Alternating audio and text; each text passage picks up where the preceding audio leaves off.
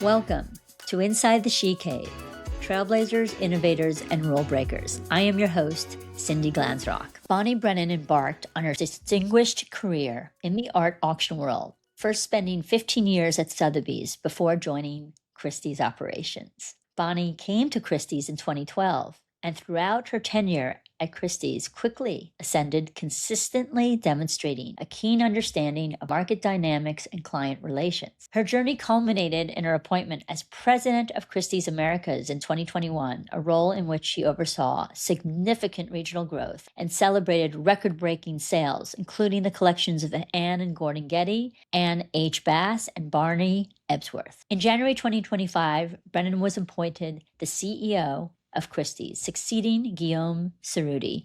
This promotion marked a pivotal moment, holding the top leadership position in the auction house's 260-year history. Her appointment reflects a strategic direction for Christie's, emphasizing innovation, particularly in technology, and a focus on expanding engagement with diverse audiences and geographies. As CEO, Bonnie is committed to upholding Christie's legacy while navigating the next generation of buyers and opportunities of a dynamic global art market. She aims to foster an environment of growth and innovation, leveraging the company's global strengths, while her leadership style emphasizes collaboration and mentoring. Good afternoon, Bonnie Brennan. Thank you for being here. Thank you for having me, Cindy. You know what? I feel like I've known you for a century or so. I mean, 260 years goes by quickly, right? So happy birthday. Yes, it's our birthday years. Christie's was founded in 1766. We have our 260th birthday this year, which we've really, here in New York, which is where I'm sitting right now, it's also, of course, the 250th birthday of America. So we've had a lot of great celebrations this year in New York in January to celebrate both of those moments. And then just a month ago, I was in Hong Kong where we celebrated our 40th anniversary of being in Asia. That is just extraordinary. Whenever I'm trying to find Bonnie, she's on a plane in another continent. So you have offices, of course, the headquarters, London, at 8 Kings Road, is it? 8 King Street. Yes, exactly. We've been there. That same footprint is where we were founded. The building has changed. It was unfortunately destroyed during the war, but rebuilt in the very same space. It's a beautiful place, and we love having visitors to all of our global locations. London as the headquarters, Paris, New York here at Rockefeller Center, and our new Asia headquarters at the Henderson in Hong Kong.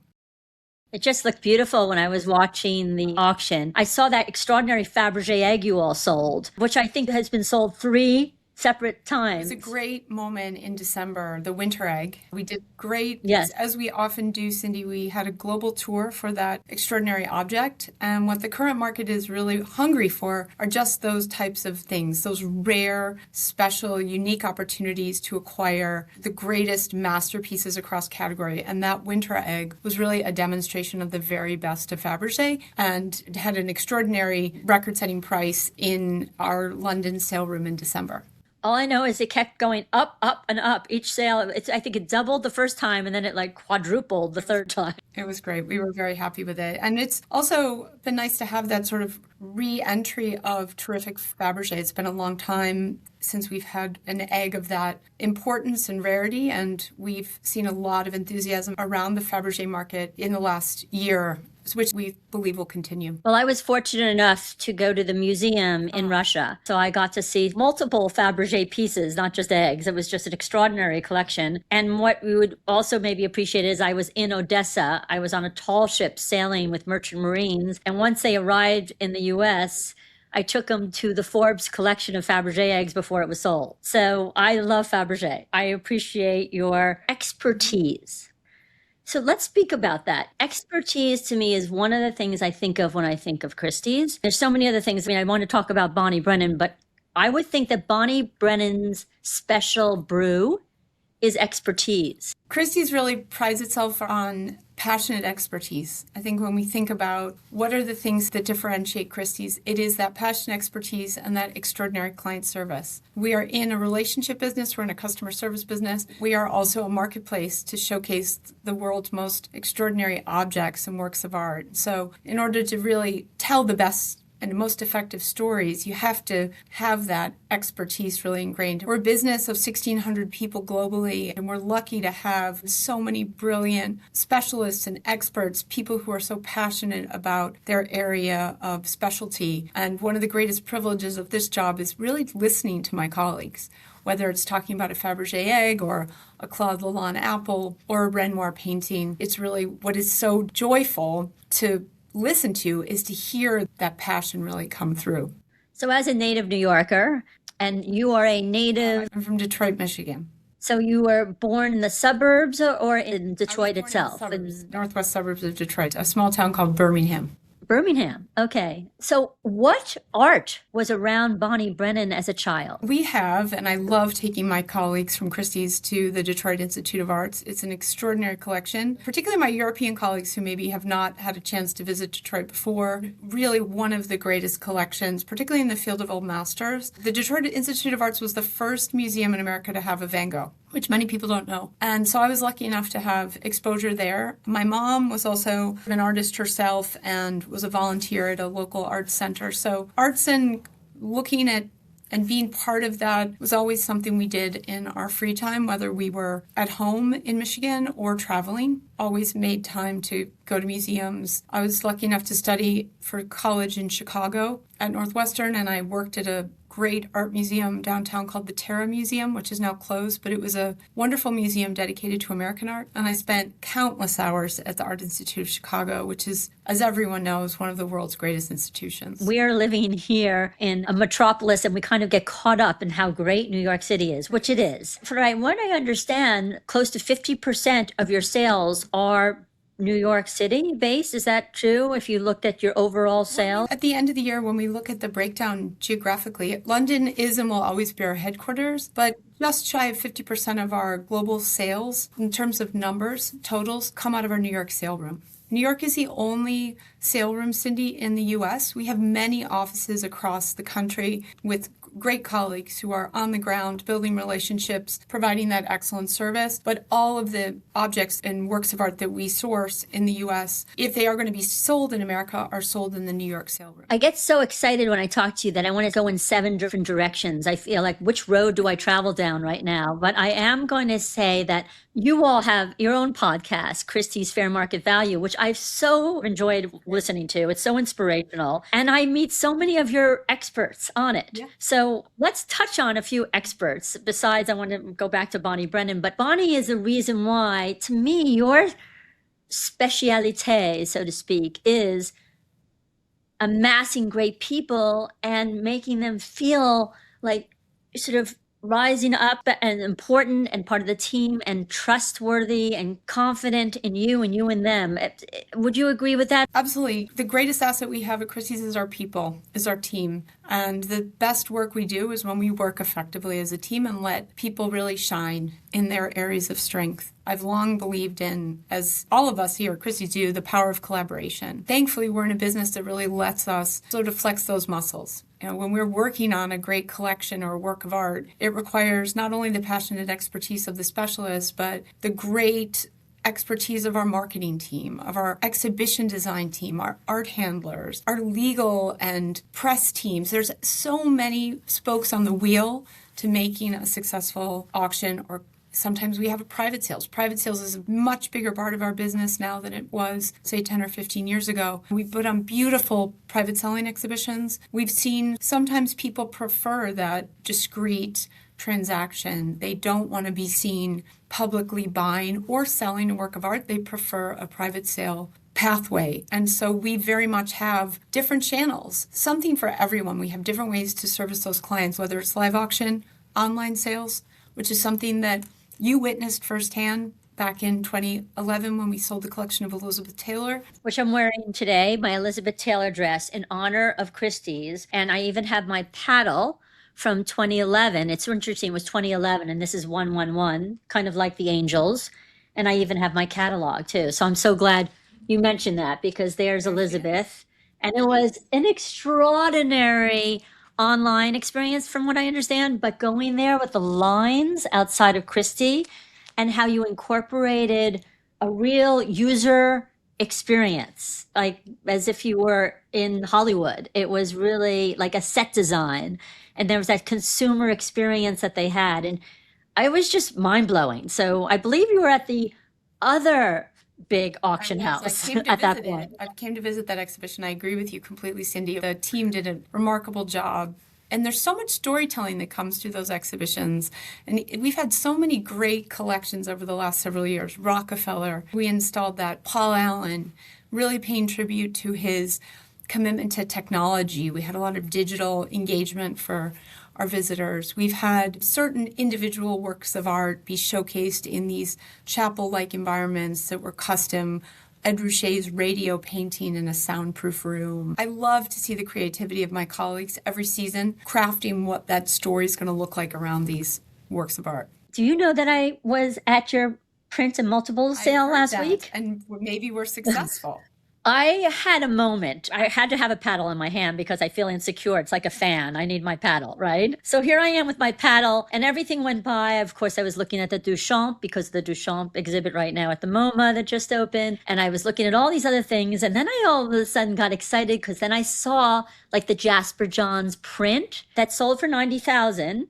And so did the Frankenthaler. I'm like, I'm so happy a woman, Gateway, and Jasper Johns, I think it was called False Start 1, both sold at $90,000. I'm like, yes, we are finally feeling some sort of equality with men and women, at least in the print world. I don't know about, of course, paintings yet. But then I realized, oh my gosh, also Christie sold Gateway, the Frankenthaler, which I see you have the book behind you there. And then I realized you sold Jasper Johns, one of them, one for $55 million I saw, which all went to charity.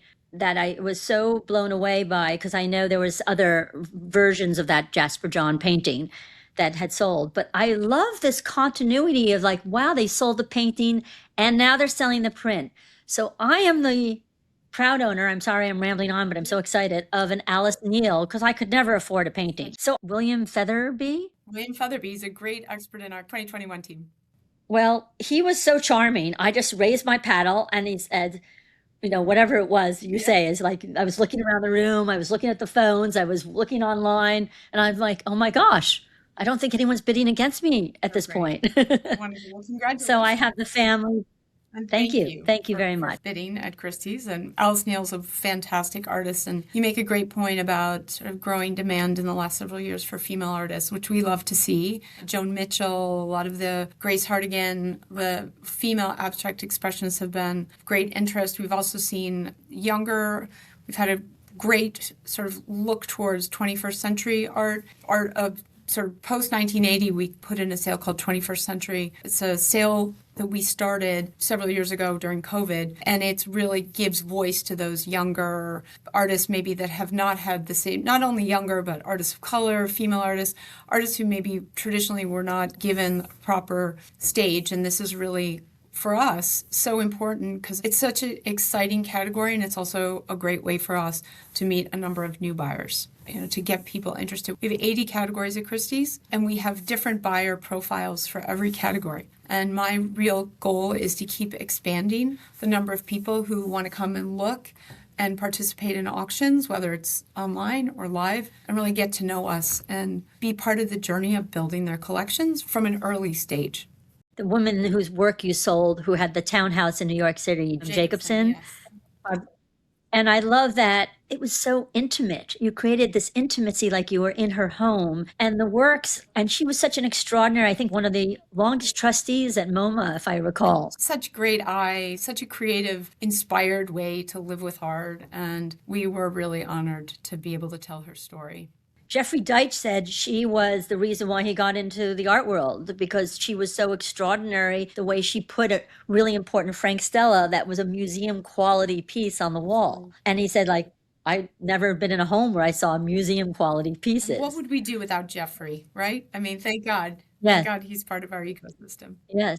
And so thank God for Barbara, right? Because she was a mentor. Hence, let's speak about mentoring for just a moment. I know you don't often say specifically their names, but there were two women very early in your career, one in the advertising world, which was, by the way, how I started in the world. And I worked for a woman named Eleanor Lambert, which you might have heard of, who was an extraordinary woman. She started the best dressed list and worked for Creamer Dixon Basford. And you were in advertising, and then you were at, of course, Sotheby's. So can you tell us about these mentors early in your career and the fact that they were women? Yeah, I loved my time at J. Walter Thompson. As I said, I grew up in Michigan. I worked at their Detroit office. Detroit was a big center for them because of Ford Motor and a lot of the auto industry clients. But I really wanted to move to New York. And so I was lucky enough to work in their New York office when I graduated, which was really it was a great time. We had James Patterson working, writing, copywriting alongside. He hadn't yet left advertising to focus fully on his writing books, novels. Yeah. And we had Linda Kaplan Thayer, who is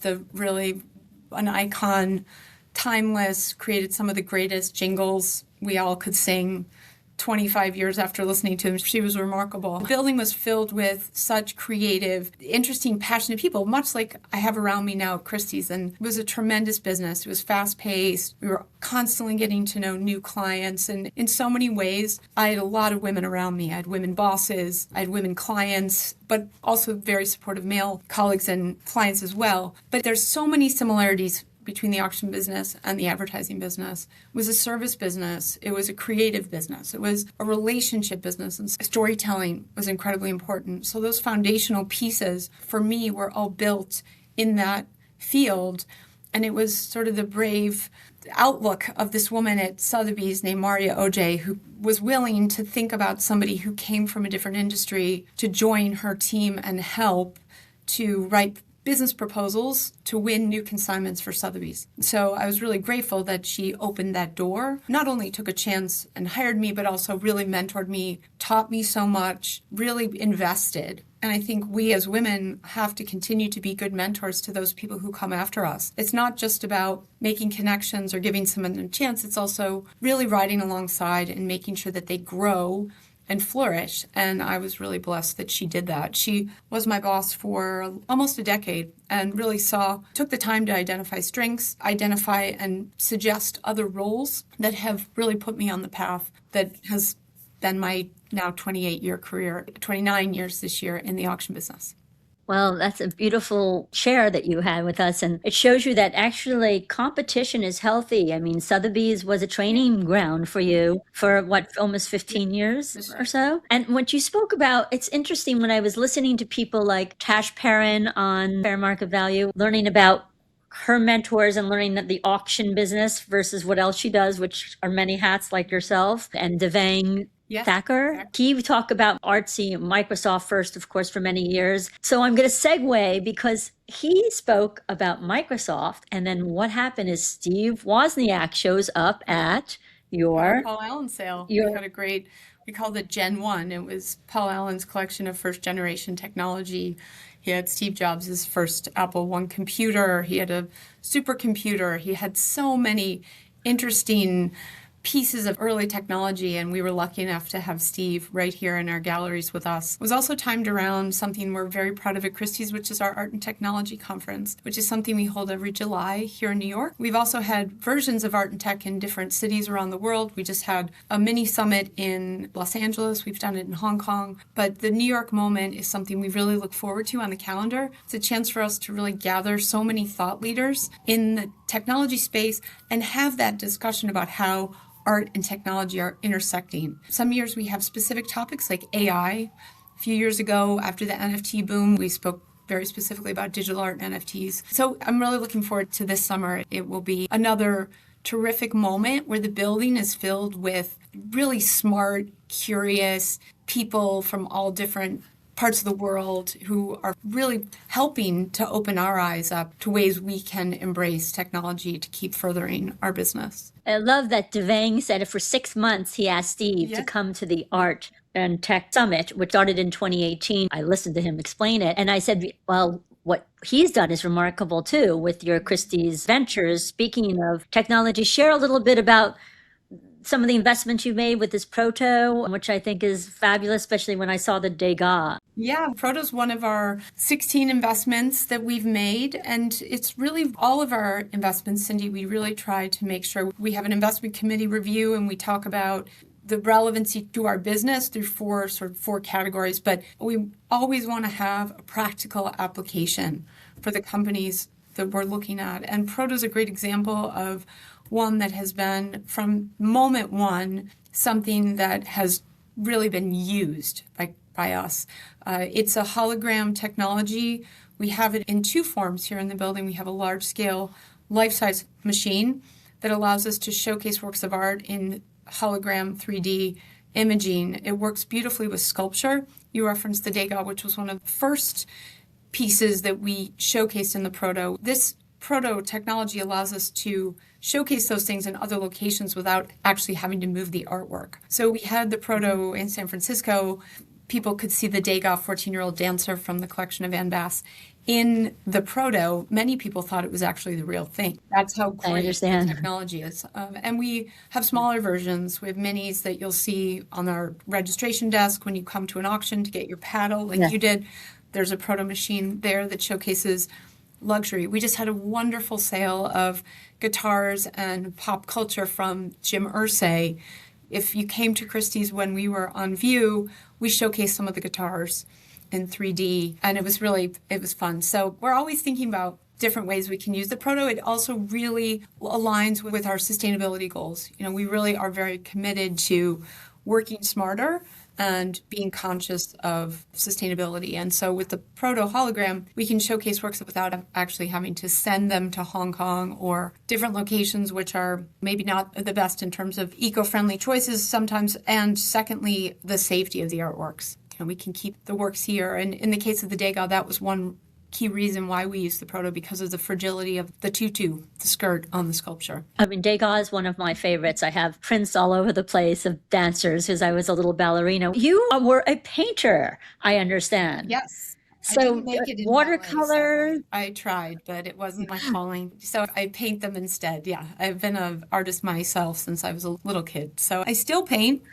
I don't have as much time to paint as I would like, but I have a studio I have an old home in Pennsylvania where I go on the weekends and I garden, and on rainy days, I like to paint, and I love to cook. I was going to ask you about life balance. I guess you need to remove yourself from the hubbub of this crazy New York City that we love, the Big Apple or the Golden Apple, as Lalonde calls it, La Pomme de New York, which you just sold. Tell us about Paris last week. It was, I hear, a marquee week of art, and you had a stellar performance. Please do share. The Paris sale room is consistently vibrant. It's packed. There was great energy last week.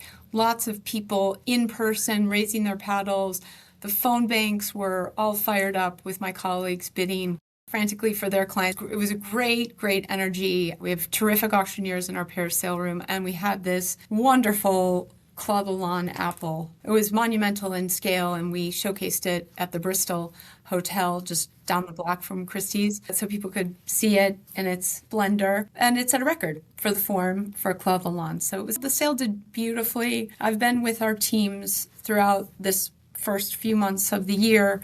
Hong Kong in March, London in March. London was fantastic. And then last week in Paris. So you really feel a great energy across the sale rooms and also across the categories. So the art market really feels very vibrant, very solid, very responsive and excited when great things come to market. And we've built, Cindy, an incredible May sale, one of the best May sales we've had in many years, and I really welcome you. I'd love to walk you through the galleries. Anybody listening, it's going to be just extraordinary. The number of masterpieces that we'll sell, the number of great collection stories that we will have the privilege of telling I can't wait for us to open.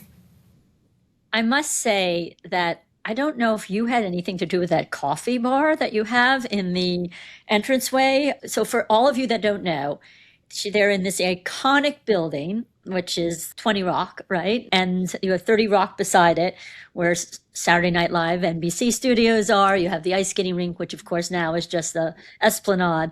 But what is really great is I went and had a delicious coffee and those homemade biscottis you have. And I sat there and I realized that people probably don't understand how warm and inviting you are about just letting people walk in as if it's a museum, and even less feeling like uptight like a museum. So I want to just say hats off to you on that, and that, as if you want to bid, you can bid. And so I comfortably did so. And even the calling in and saying, I'm online looking, but I'd like to come because I'd like to be there in person. So what I wanted to just transition to for a minute, first of all, Paris. You have a ownership that is very much a presence in Paris, as in the Pinot family. And I'd like to just mention them, of course, because I remember the ribbon cutting, and I think you were there for that ceremony. And now it's 3 generations, I understand, of Pinots, and the grandfather has now the grandson stepped onto the board. So just to speak a little bit about this legacy and also the importance of what he has, the Bourse de Commerce and his museums in Venice besides Paris, just give us a little bit of that je ne sais quoi. We are so lucky to have the Pinot family as owners. Mr. Pinot bought Christie's in 1998. So the stability, but also the deep passion for collecting that he has, so real. One of my favorite places in the world is the Bourse de Commerce in Paris, because it is like a chapel. You go there and it's a reflection really of his vision, and it is such an extraordinary experience to go. Regardless of what show you see, it's always you think about it afterwards. And he is somebody who truly, at his core, is a collector. He has such deep and meaningful relationships with artists, and he really understands our business. And so to have that as an owner is such an important privilege and something that we are tremendously grateful for. And now have the benefit of not only Mr. Pinot, but his son, Francois Henri, and his son, Francois, all 3 of them so connected to our business. They have been incredibly supportive, and we are so much stronger and better because of that ownership. And speaking to the grandson, the next gen, as we like to call it, or there's probably some new expression that I'm not calling it properly, but you spoke to me in advance a little bit about this trending of young collectors. And that's why I actually mentioned the coffee part, because I don't think people even think you can just take a walk around, have a cup of coffee, and young people want to feel comfortable. So that's why they bid online. So tell us about this new trend of young buyers and where they're starting out, because I know handbags is a new area of entry, according to Rachel Kofsky-Parker. Rachel's our global head of handbags. She's terrific. We have about 30% every year. Our sort of baseline, and for me, kind of the goalpost, is making sure that 1/3 of our buyers every year are new to Christie's. Because sadly, every year we also lose clients, right? We have to keep making sure that new people are thinking about Christie. So 30% is really, for me, kind of the base. We need to make sure. And how do we do that? We do that in all sorts of ways. You've commented on one, Cindy, which is building community, making Christie's accessible, making sure, how do we get people in the door? We have to have things that people are interested in looking at. We have to reach them through channels that they are paying attention to. Social media has become an incredible communication tool for us to make relationships and to have people understand what we're about, what we're offering. And then once we achieve that whole point, that sort of that goal of, okay, we've got their attention, making them feel when they come like they're welcomed and that they're part of a community.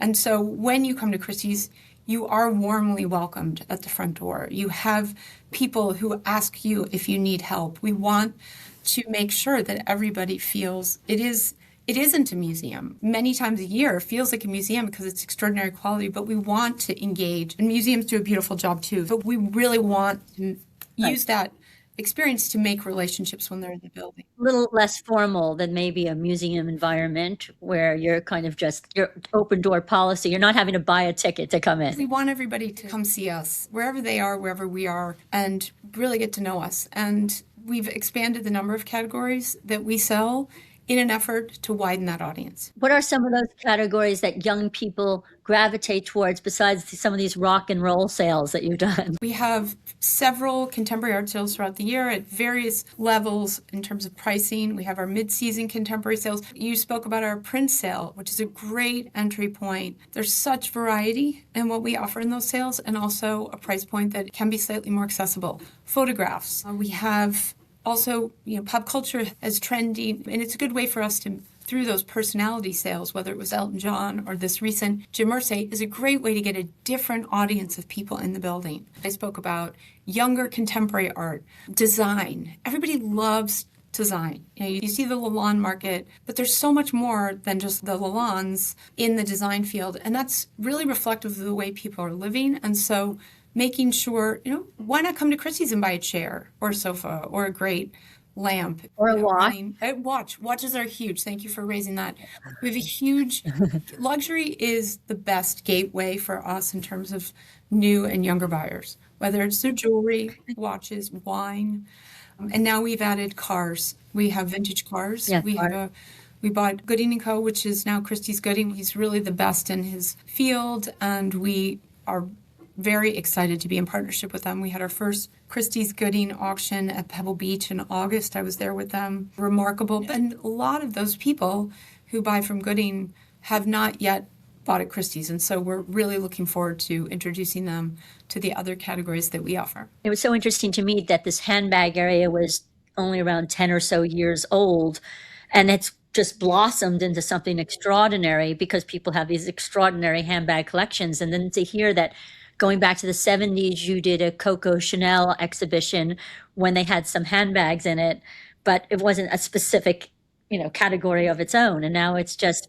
blossomed. So for women, I could see that they gravitate there, whereas the guys, it might be more watches, wine, cars, all these other areas. So you have all these niche markets, which is so smart. We really want to make sure that people might come in to buy a watch, but they walk down a hallway and see great things that we might have on offer for private sale. We're very thoughtful about the sale calendar and timing things to make sure that people can have sort of a layered experience when they come to Christie. You were talking about something earlier, and I want to ask you if you have a personal favorite auction since you've been at Christie's, and if you have one piece that just blew you away, because I'm going to tell you something. When I was in London and read and heard about that overraptosaur, I'm looking at how to spell it. The dinosaur we had. Yeah. Dinosaur that you had. That was blew my mind. I mean, it wasn't the price that blew my mind. It was the fact that it was 66 to 68 million years old, and that it was from Hell Creek, South Dakota. South Dakota. I was like, you got to be kidding me. You made me just sort of blown away. Dinosaurs has become, for the auction market at large, we've seen more and more dinosaurs. Many years ago when I was at Sotheby's, we sold Sue, who sits at the Field Museum, for I think it was $6 or $8 million, and real idea of a wonderful colleague who sadly passed away named David Redden, who was very brave about selling Russian space capsules or dinosaurs. And it's the dinosaur. These fossils represent a real rare, unique opportunity. We had a great one here at Christie's called Stan during COVID. The skull alone was really something. It was fun. But my favorite collection, and it's hard because it's like children. You don't have a favorite child, but one of my favorite collection was the collection of Barney Ebsworth, which was a great American art collection. Can you turn around and show us the Barney Ebsworth book so we can just see that? Since did you yourself pitch that business? Because that's what people don't really know about you, that you are like a major league pitcher. So wait, can I see the book one more time? Can you hold it up? Just so, and what does it say? So this was called An American Place, the Barney A. Ebsworth collection, and this work on the cover is work by Edward Hopper called Chop Suey. Was really sold for over $90 million US. It was the highest price of the season, actually. We had a beautiful Hockney at the same time, a beautiful pool painting, but the Chop Suey was the highest price of the season. But the collection was so rich, Cindy, in great works from the 20th century. from some of the most celebrated artists, largely American, but he also had a magnificent David Hockney double portrait, which we sold in our London sale room a couple months after this catalog that I held up. But it was one of my favorite collections we've ever sold because so many of my favorite artists were represented. I love American 20th century modern art, and he was really a passionate collector. And it was a great sale, a great response to it, and a great American story of a collector who started with old masters, wanted to build a collection, but realized that the prices for the greatest old masters exceeded what he had sort of planned and budgeted for. So he shifted to American art, to contemporary art, and built really what is one of the finest collections of its kind. So how did you find him and how did he find you? Because that is something people don't know. We're inside the She Cave, so we want to give them a little taste of how Bonnie Brennan makes these businesses come to fruition. How do you get their collection? He was a wonderful supporter of the Seattle Art Museum. He was an avid collector. He bought from dealers. He bought from auction. He built relationships with people at both Sotheby's and Christie's. His daughter worked at Sotheby's for a while. So there was a real awareness from the auction houses of who he was. When he passed away, as you know, Cindy, Elizabeth Taylor's a great example. When we lose somebody, there is a chance to sort of celebrate that legacy and present those works. And oftentimes it isn't until somebody passes away that we have that opportunity, and that was the case with him. He passed away. We worked with his daughter and a wonderful, wonderful lawyer in Chicago to really made a proposal, told them how we would sell it, what marketing we'd put behind the sale. And like anything, it's a relationship. We built a really wonderful relationship with the daughter and the lawyer and worked very closely together to present that collection in the way that she wanted her father to be remembered. And he was a larger-than-life person. So many people already knew him. Ebsworth had already identified himself as such a significant collector, so people were really excited to see all those works together when we presented them here at Christie's at Rock Center. Although Ghosh, do you remember what the overall sale number was? If it doesn't come to mind, no worries. I want to make sure I give you the right sales total because it was like $375 for the first sale, but there was a second portion. So yes. I will share that with us. Only because when I was looking at how you broke records with Peggy and David Rockefeller, and then that was 2018, and then you broke records with Paul G. Allen after that, and you became, so it was the most important collector with the most highest sales, and then it happened again. $1.6 billion for Paul Allen. It was the very best across so many centuries. You know, he had a Botticelli, and he had Jasper Johns, he had Seurat, he had Hockney, he had beautiful, beautiful works of art. That book was also here. Oh, good. Do share that with us. But you can see how big it is. You know, it was not a small catalog. So what is the title? I think it was Visionary. The collection Visionary, because he really truly was he was a visionary in so many ways, in his business and also in his collecting. I must say this, and that is that art and philanthropy, you seem to really understand that. So in your proposals, I'm sure you must go about it in a very delicate fashion because they're probably coming to you and saying, we want to give it all away. And you might say, oh, don't give it all away. Maybe you should keep some for your family. I'm just kidding. That's what I'm hoping my family would say, or that you'd say to my family, excuse me. But the bottom line is, if I understand correctly, whether it was David Rockefeller or Paul G. Allen and others, it all went to charity. Yeah, in the case of Rockefeller, that was a conversation they had with their children before they died. It was estate planning that was very transparent. They were very clear with their wishes and very clear about where those funds would go to the more than 12 charities that they supported during their lifetime. The plan was set, and it made our partnership with them very straightforward because we knew what we were focusing on. We had a very clear message around where these proceeds were going, what organizations will be supported, and people really love to participate in a sale that's supporting philanthropy. If they have the choice to bid on, every work of art is unique, but in the instance that something is benefiting a nonprofit, you will see people stay in the bidding a little bit longer because there is that sort of altruistic lens.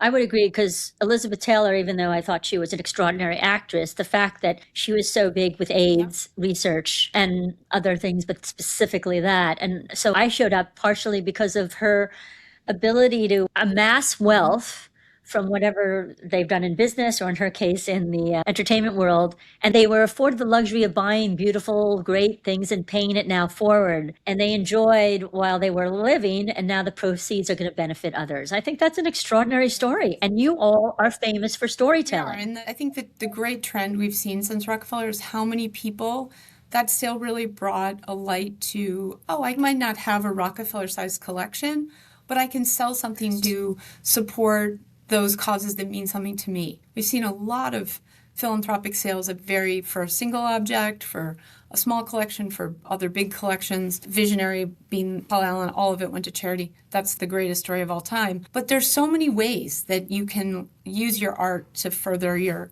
sort of philanthropic pursuits, if you will. And I love that that's a trend that's sort of taken off.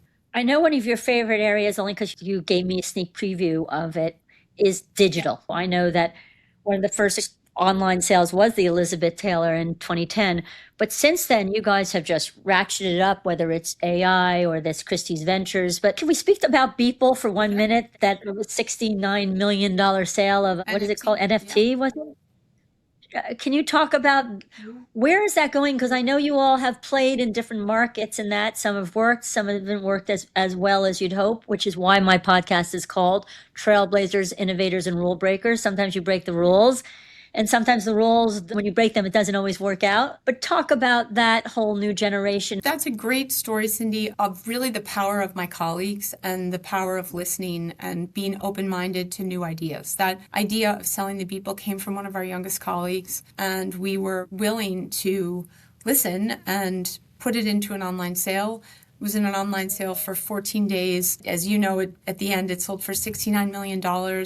No one anticipated that the bidding would go there, and it really set off a worldwide attention to the digital art field. And where we are now is really where we always want to be, which is at the top of the markets, the best of the best. And we see digital art that's of the greatest quality really having a fine moment. It's, like any trend, people rush in and sort of, I think, the tide pulls out, and what's left are those really extraordinary creators, and we have very close relationships with many of them, have the privilege of selling their work. Rafik Anadol is a good example of somebody whose work, you look at MoMA, I think the average time standing in front of Rafik's work was over 30 minutes, as opposed to the normal average visiting time, which is, I think, under 5 minutes or 3 to 5 minutes per work. Give me 1 minute about Samuel's work behind you. Where did you find it, and how did you choose that? So the work of art behind me is by a great African artist named Samuel Nuram.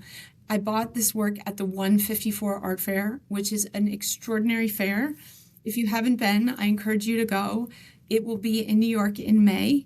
It is an extraordinary opportunity to see great works from various artists, African art. It's wonderful. And this piece, I love living with it. I love having it as in my office at work. He's frequently showcased at various art fairs. They showcased his work at Frieze in LA this year. Yes. But 154 is a tremendous fair. I saw his pieces in London at 154, which really stood out. And it's so funny. I kept seeing him at the art fairs, and I kept wanting to buy one. And then I saw one on your wall. I said, oh my gosh, I'm a little jealous because you own one.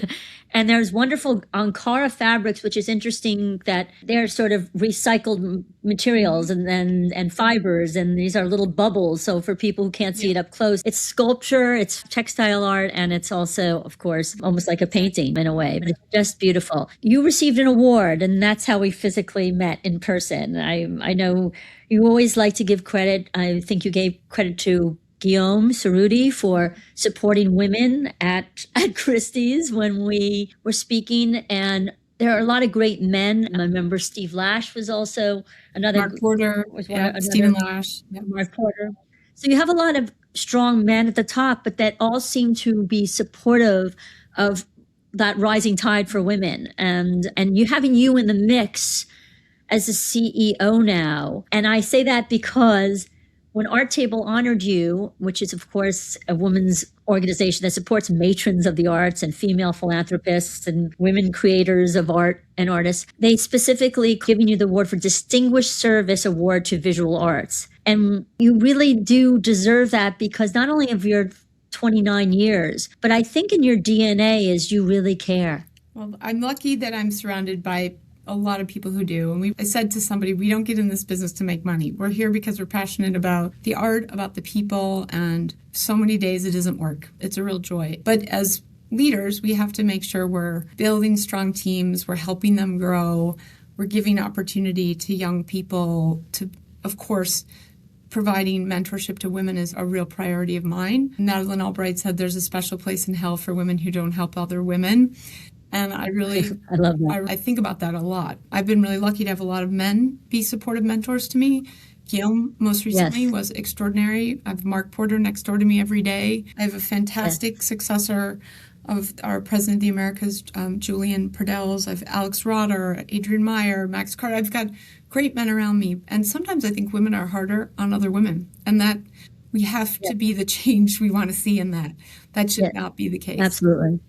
You have an extraordinary sale coming up by extraordinary women. And I don't want to end this without speaking of Agnes Gunn. To me, she is the matron of matrons in terms of the arts world instead of a patron of the arts world. And I'm so excited. I know you also have Marion Goodman coming up and another women's collection. Rinda Durulé, we just announced today with a beautiful Renoir and a great collection. So we have great collector stories, several amazing male collectors too. But I love the story of Agnes Gunn for the points we talked about earlier around philanthropy, her service at MoMA, her development of studio in the school when the New York City government shut down the funding for the arts in the public school system. She really championed studio in a school for just that purpose, to bring it back.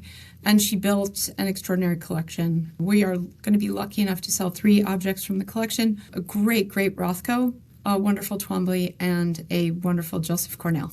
So it's just amazing how many great women in philanthropy, women in the arts that have grown extraordinary collections. And I just thought it was important, especially since we had met through our table, that we do mention these upcoming auctions. And let's invite people to come and preview them online and in person. We open, our sales take place the week of May 18th, and our exhibition will open the weekend of May 9th, 10th, that weekend. So Great. Yes, we welcome everybody. I'll see you there with a paddle in my hand. Thank you. And Cleopatra over there is, waving her paddle at you, by the way, by Urte. I think that was the first piece, one of the first pieces I ever bought in college, right after college. Elizabeth Taylor dress.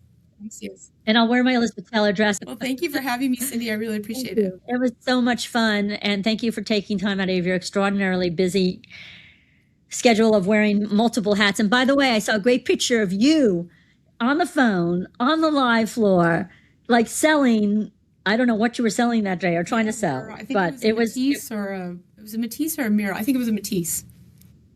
Okay. Well, I loved watching you in action there. That was great. Thank you for doing it all, and come back and visit again inside the She Cave. Thanks, Cindy. Great to be here. Bye. Bye-bye. Please subscribe to Inside the She Cave on YouTube. In addition, wherever you listen to podcasts, share and leave a review. Thank you for joining us, Cindy, aka the Real Art Muse.